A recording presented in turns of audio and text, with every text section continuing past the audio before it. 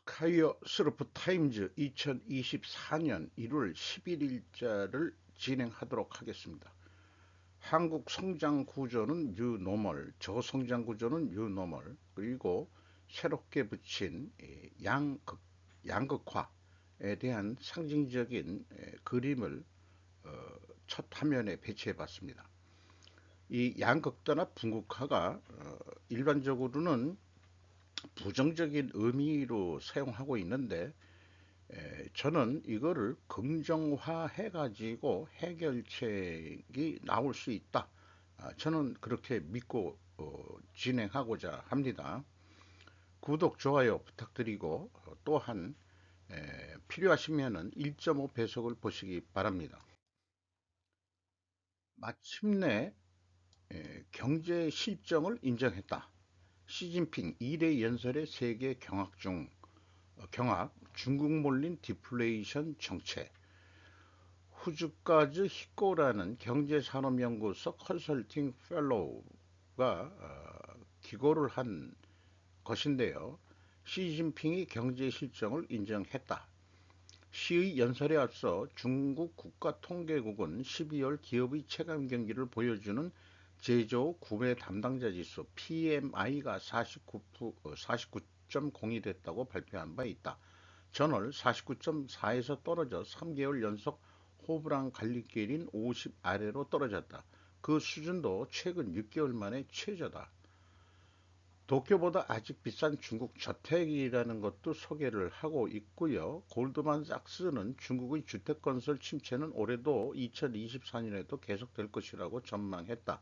이것이 맞는다면 중국 부동산 건설은 3년 연속 축소되는 것이다. 중국의 주택은 그래도 아직 비싼 것 같다. 이렇게 얘기했습니다. 팔리지도 않는데도 고가격을 유지하고 있는 것은 전형적인 거품으로 그것은 언제 가격이 무너져도 이상하지 않는 상태라는 것이다.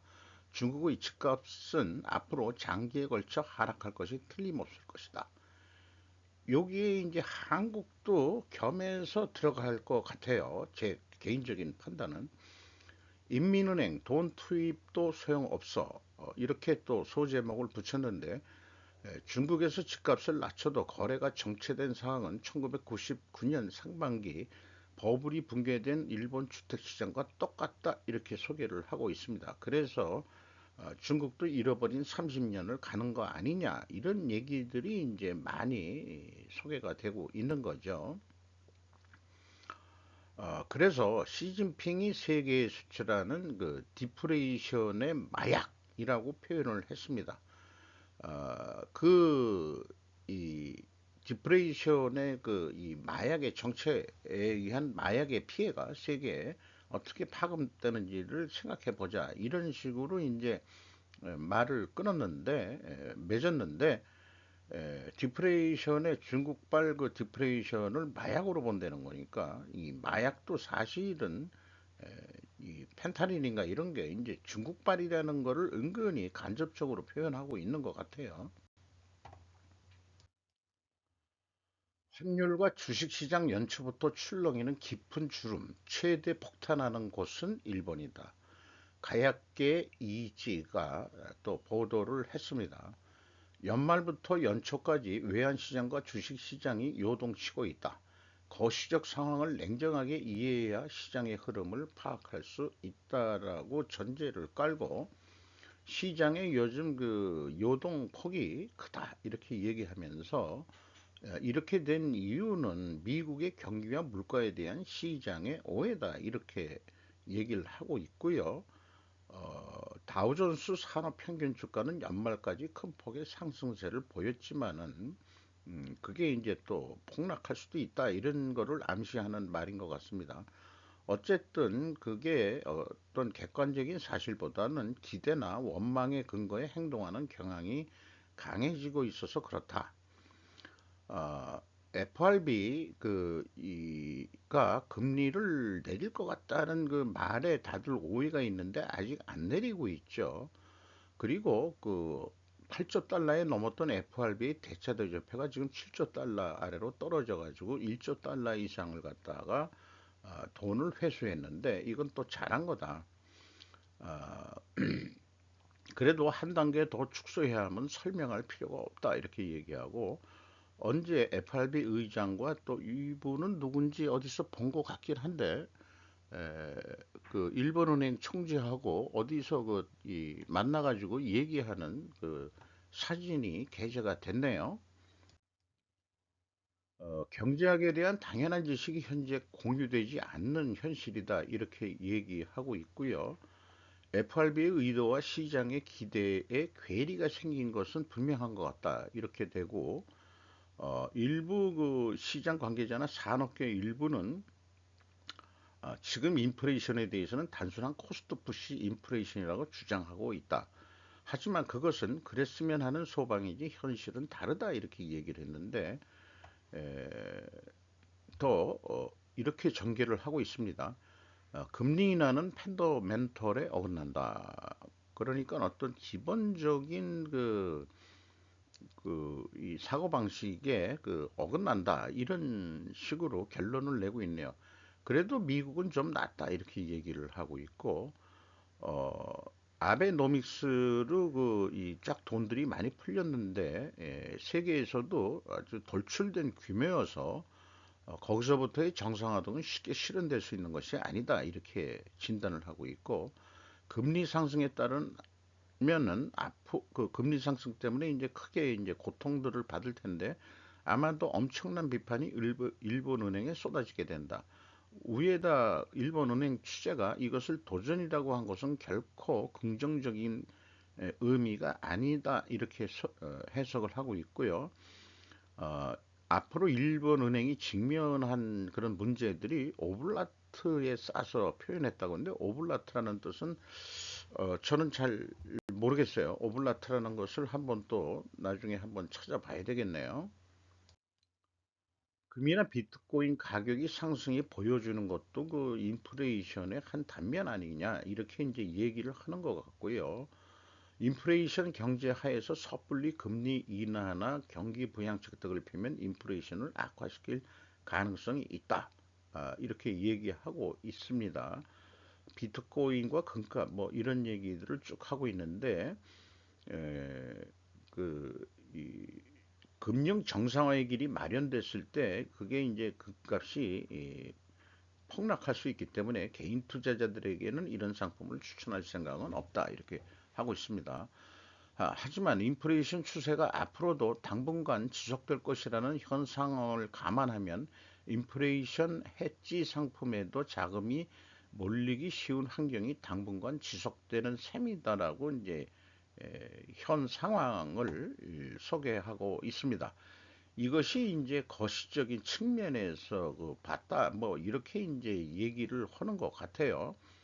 저간 이 거시 쪽이나 금융 쪽은 뭐 모르지만은 이런 뉴스를 보면서 좀 소양이 좀 넓혀진다. 저는 좀 그렇게 제 자신을 위로하고자 합니다.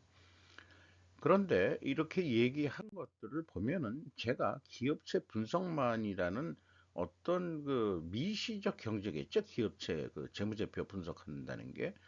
그런데 이게 그 금리나 그 뭐 이런 돈의 풀리고 회수하고 그런 관계를 돈을 재고라고 해석을 하면은 이게 어느 정도 서로 맞아떨어지는 것 같아요. 지금 풀려진 돈을 갖다가 지금 감소를 시키고 있는 거죠. 스루프 관점에서는 이익이 증가하고 이 재고라고 봤을 때는 판매가는 원가보다 높게 나오고 그래서 이 돈을 줄이는 것은 디프레이션을 할 수 있는 그런 길이 될 것이다라고 이제 그런 해석이 될 수도 있습니다.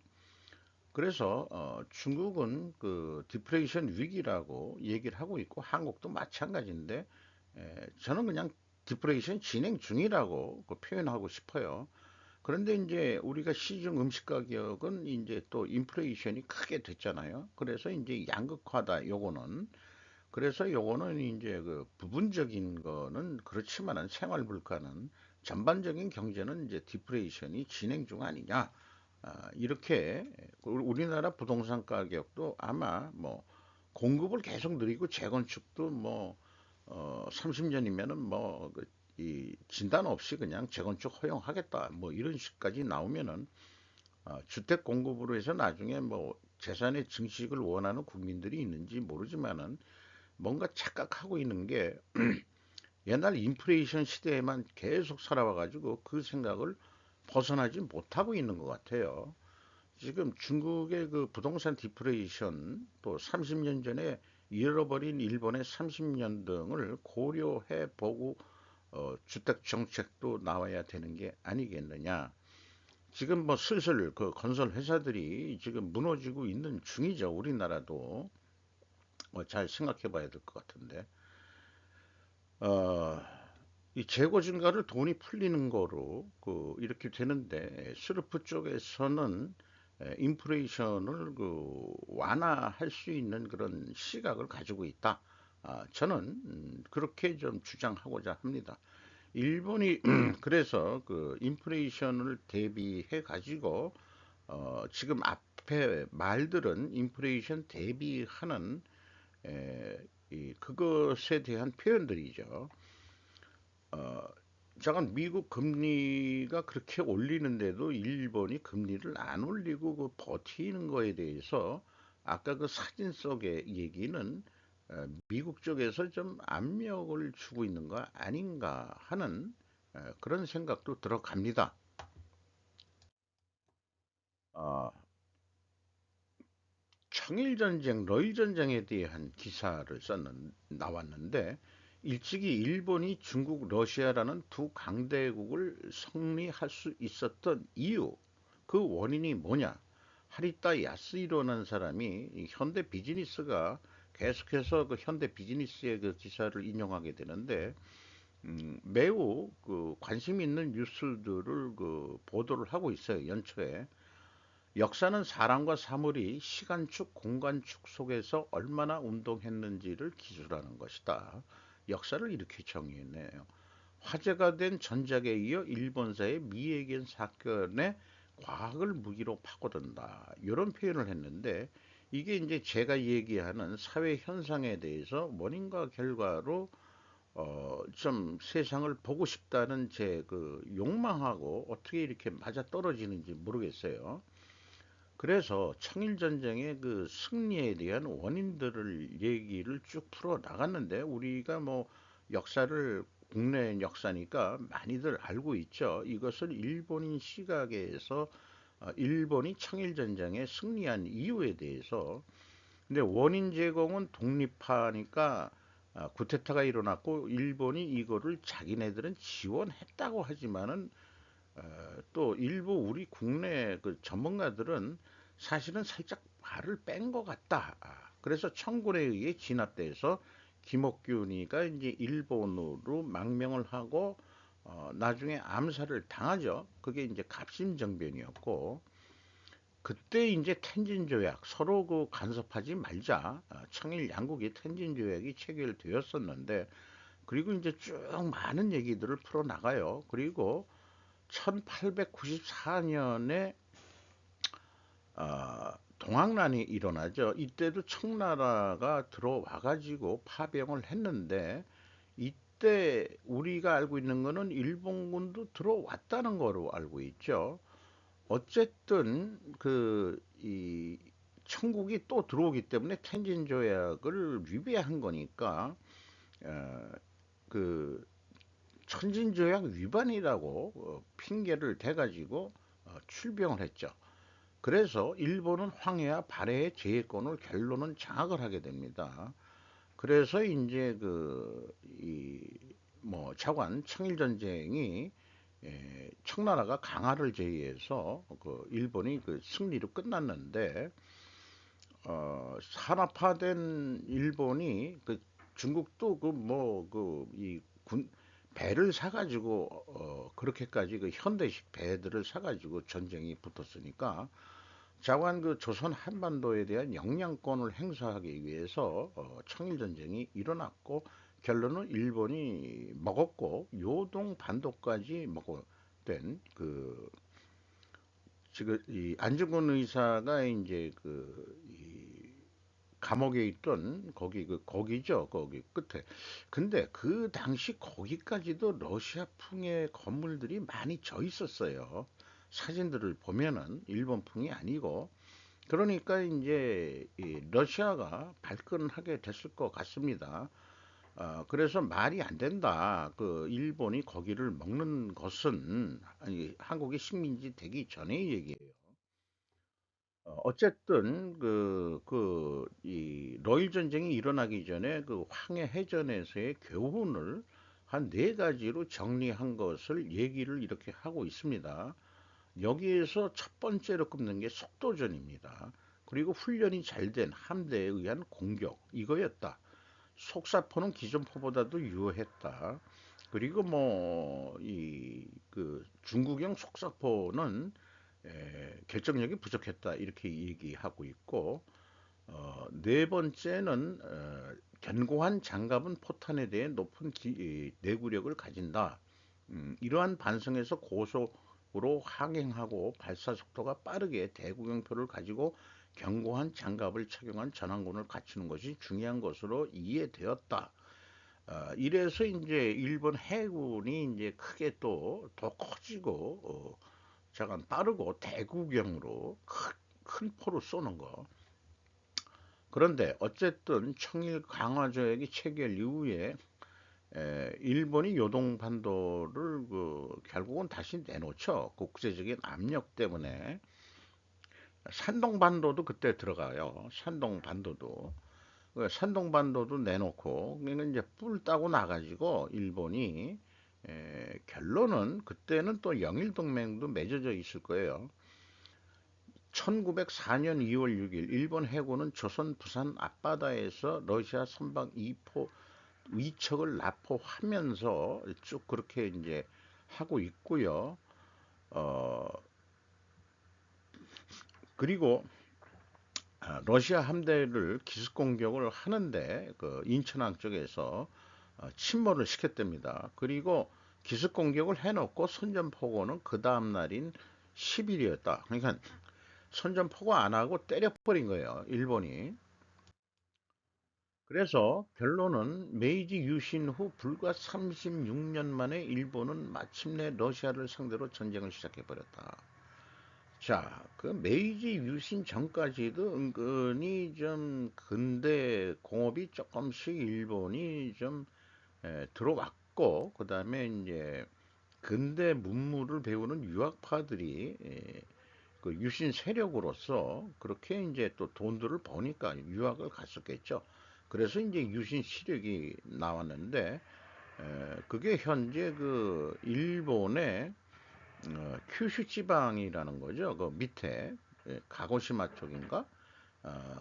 거기에서 주로 가짜 그 이 중국 그 차이나 그 도자기들을 만들어서 팔고 뭐 이런 역사가 있었다 이거예요. 그래서 돈들을 벌어가지고 유럽 유학을 다녀온 세력들이 그런 얘기도 지금 뭐 상식적으로는 어느 정도 알고 있습니다. 그런데 러시아하고 전쟁을 하는데 돈이 필요한데 그래서 이제 국채를 발행해가지고 정부가 예산한 것은 약 4억 5천만 엔으로 들 것으로 추산해서 유럽에 가가지고 일본은행 부채였던 다카하시 고레키오를 런던에 파견해서 그때가 이제 런던이 금융시장의 이제 메카니까요.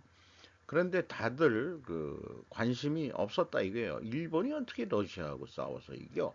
그래서 돈을 안 빌려줬는데 여기에 나왔던 사람이 미국 은행가와 친하게 얘기를 나누게 됐는데 우연히 이 은행가는 야곱 헨리 시프라는 유대인으로 러시아 제국은 유대인을 박해하고 있다고 다카하시게한테 말하면서 만약이 만약 이 전쟁에서 일본이 이기면 러시아의 혁명이 일어나 제정 러시아를 묻을 것이다.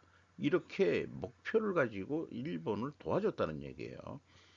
자, 이 러시아 제국이 망하는 것은 결론은 거기에서 공산혁명이 일어나게 된 게 유대인의 작품이었다는 것으로 풀어내고 있습니다. 맞는 것 같아요. 그런데 뭐 4억 5천만 행이 아니고 500만 파운드, 약 5천만 행을 국채를 인수해 준 게 큰 도움이 된 거죠. 그러니까 미국이 국채를 샀어? 그럼 나도 조금 사볼까? 뭐 이런 것도 있었지 않았겠느냐 이거예요. 이것이 없었다면 일본의 역사는 크게 달라졌을 것입니다. 그래서 러일 전쟁까지도 이기죠. 그렇게 돼서 한반도에 대한 영향력을 크게 에, 이루었었는데 하얼빈에서 안중근 의사가 그 누구죠? 그 이토 히로부미를 암살함으로써 그게 또 발화점이 돼가지고 1년도 안 돼가지고 한일 합방이 돼버립니다. 이게 이제 우리가 알고 있는 역사고 이거를 나름대로 이렇게 쭉 하는 게 과학적인 원인 결과라고 그 기고자는 얘기를 하고 있습니다. 그런데 만약 그렇다면 여기서 얘기한 거 그렇다면은 가정이 아니다. 충분조건 논리일 뿐이다. 따라서 결과에 대한 원인을 찾는 것이 가정인 것이다. 이렇게 얘기인데 그 가정은 증명을 해야 된다는 거죠. 그게 오히려 더 과학적인 사고방식이다. 이렇게 좀 얘기를 하면서 넘어가야 될 것 같습니다. 역사도 이렇게 과학적인 관점에서 볼 때 관점이 틀려지면은 역사를 다르게 해석할 수도 있다. 보는 관점에 따라서 역사는 달라진다. 그렇게도 얘기해 볼 수 있을 것 같습니다. 조선비즈 권유정 기자, 저는 기자 이름부터 먼저 쓴다는 거, 그거 개인주의를 중시하기 때문에 조선비즈는 이 권유정 기자가 소속된 거기 때문에 이 기자의 이 역량을 뭐 좀 소개하는 거죠. 한 기업 무대된 라스베거스, 도시 곳곳 삼성, 현대, 두산, 뭐 도시 곳곳이라는데 뭐 딱 한 군데 시간일까 몰라요. 이게 이제 유명한 그 연예인들이나 무슨 행사가 있으면은 밤에 이렇게 이게 모든 게 이제 밝아지면서 그 하는 무대인데 거기 벽면에 삼성이 광고를 하고 있는 거고요. 스트릿 근처라고 하는 데가 어디인지 모르겠습니다만은 현대가 미라클 해가지고 또 광고를 하고 있는 이번 CES를 겸해가지고 두산 쪽은 지킨 게 없어가지고 두산이 제공을 했다 그러네요. 라스베가스 컨벤션 센터 센트럴홀과 웨스트홀 사이 외벽에 두산그룹 광고가 게재되어 있다라고 이건 두산이 제공했다 그러네요. 어쨌든 이번 그 2024년 CES 박람회에 한국이 대거 출품해서 미래 기술들을 했고 또 이 CTA 미국 소비자 기술협회 회장이 이 CES가 열리기 전에 직접 한국을 방문해 CES 2024 관련 기자회견을 진행하기도 했다. 많이들 참석해 주세요. 한국한테 좋을 겁니다. 이렇게 얘기를 하고 기업체만 간 게 아니고 산업통상자원부 대한무역투자진흥공사 어, 거기에 대한 통합한국관도 역대 최대 규모로 구축됐다. 그래서 통합한국관에는 총 32개 기관 443개 기업이 참여했다. 지난해에는 14개 기관 140개사보다 3배 이상 늘어난 역대 최대 규모다. 우리나라가 참석한 규모가 이렇게 소개를 하고 있네요. 한국 경제가 다시 좀 어떻게 좀 일어서야 될 텐데 파괴적인 3개월 동안 아무도 이스라엘 하마스 전쟁에서 이길 수 없습니다. 호주 국립대학교 이안 파미터가 UPI를 통해서 기고를 했습니다. 사진 중심으로만 했고요. 이 사람은 이제까지 일어난 것들을 그냥 요약 정리해서 쭉 기사를 기고문을 낸 것 같습니다. 이 사진이 유독 관심을 뜨네요. 뭐 수염은 이렇게 많이 났지만은 뭐 우리 같은 이제 늑다리 아저씨인데 대가족이 피난처로 사용하던 집에서 한 팔레스타인 실향민이 인양한 물건들 사이에 앉아 있습니다. 이들 중 상당수는 일요일 가자지구 칸 유니스 남쪽 모라그 마을에서 이스라엘의 공습으로 파괴돼 사망한 것으로 알려졌습니다. 민간인들 희생이 많이 나오고 있는 얘기죠. 200만 명 중에서 2만여 명이 현재 죽으니까 1%가 현재 죽었다. 이런 얘기들을 요약해서도 하고 있습니다. 사망한 사람들을 담요 들 것으로 해가지고 움직이는 그런 사진들이네요.